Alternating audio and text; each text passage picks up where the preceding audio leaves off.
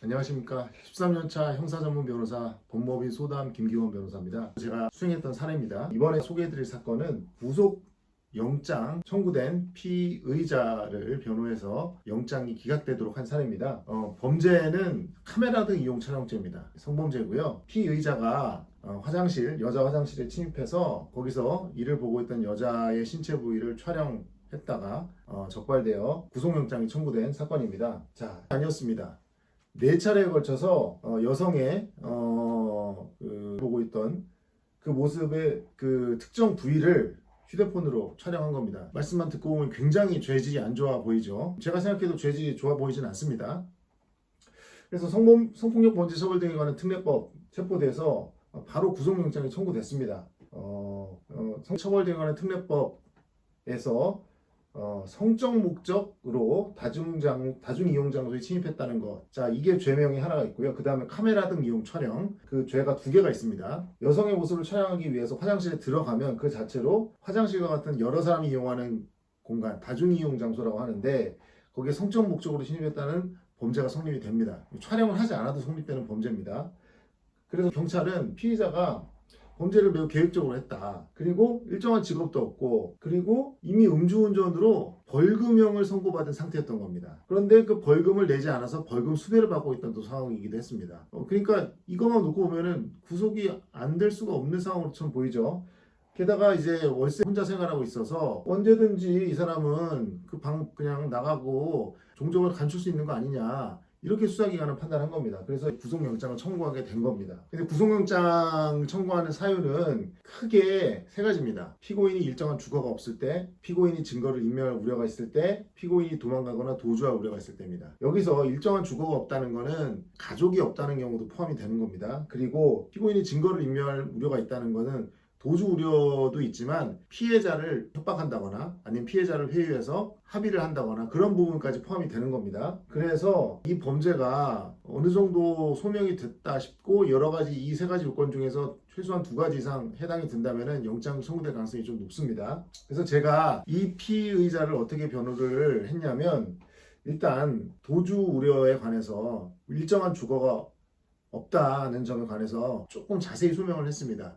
자, 이 사람이 월세방에 살고 있는 건 맞아요. 전세보다는 월세가 주거가 불안정하죠. 그러나 이 사람은 그 범행 당시 작년 그 이전 연도까지 아들과 함께 생활을 하면서 계속 살았다. 그렇게 좀 말씀을 드렸습니다. 그리고 이거 좀 중요한 얘기인데 성범죄는 일단 초범이었습니다. 이 사람이. 예. 여성 화장실에 침입해서 여성의 은밀한 부분을 촬영한다는 것 굉장히 대담한 범죄고 중대한 범죄입니다. 아무나 할 수 있는 범죄는 아니에요, 사실. 그러나 피해자가 사실 나이도 좀 많은 편이었습니다. 10세가 이제 될 나이였는데 강제추행 같은 성범죄 전과가 없었습니다. 그렇다면 성범죄자의 습격은 없는 거 아니냐 이렇게 주장할 만하죠. 그걸 주장을 했습니다. 보통 성범죄에 재범이 많습니다.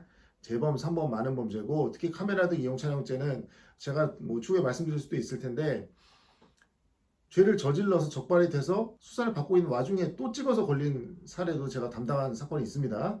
예, 답이 없는 그런 사건이죠. 피의자가 벌금 수배 상태였다는 거 이거 굉장히 안 좋은 거죠. 이거 도주 우려 있는 거 아닙니까? 벌금 안 내고 지금 있는 상황이라면. 그래서 이 부분도 제가 좀 머리를 싸맸는데 일단 이 사람이 도주를 하고 싶어서 한 게 아니라 벌금을 낼 형편이 안 됐다. 이 말씀을 드렸습니다. 형편이 공공하다. 형편이 좋지 않다. 700만 원이 벌금인데 그 음주운전 벌금 700만 원 내기로 너무 힘들었다. 일용직, 소위 말해서 공사장에서 하루하루 근근히 먹고 사는 사람인데 어떻게 되겠느냐. 그런 부분을 좀 구차스럽긴 하지만 말씀드렸습니다. 그리고 당연한 거지만 범죄 행위에 대해서는 모두 인정하고 깊이 반성하고 있다. 이런 점을 제가 좀 충분히 좀 소명을 드렸습니다. 의견서 제출을 했죠. 그래서 결론적으로는 기각이 됐습니다. 이게 피해자분들 입장에서는 굉장히 좀 이상하게 생각될 수도 있습니다. 그러나 구속영장이라는 거는 굉장히 엄격하게 심사를 받아야 되는 거고 그게 우리나라 법률 제도의 취지입니다. 기본적으로 피의자는 불구속 상태에서 수사와 재판을 받는 것이 원칙이고 예외적으로 구속 상태에서 수사나 재판을 받게 되는 겁니다. 그래서 성범죄가 좀 가볍지 않은 범죄를 하더라도 이와 같이 초범이고 재범이라든지 도주 우려가 없고 증거인멸 우려도 적다면 불구속 상태에서 수사를 받고 처벌을 받아도 되는 거 아니냐, 이런 판단이 나온 겁니다. 자, 이상과 같이 성범죄 사건에서 카메라 등 이용 촬영죄에서 죄질이 가볍지 않음에도 불구하고 영장을 기각시킨 실제 사례를 말씀을 드렸습니다. 제가 13년차 변호사로서 구속영장 실질심사 사건도 굉장히 많이 다뤘습니다. 제가 국선 변호인 그리고 논스톱 국선 변호인 사건을 제가 한 4년 5년 정도 했는데 수백 건 되는 것 같습니다. 그래서 형사재판 전반에 걸쳐서 제가 전문적인 서비스를 제공해드리고 있으니까 특히 성범죄 사기 사건에 대해서는 제가 많은 노하우가 있습니다. 그래서 피해자든 가해자이시든 어려움에 처하시면 언제든지 연락 주시고 조언을 받으시기 바랍니다. 감사합니다.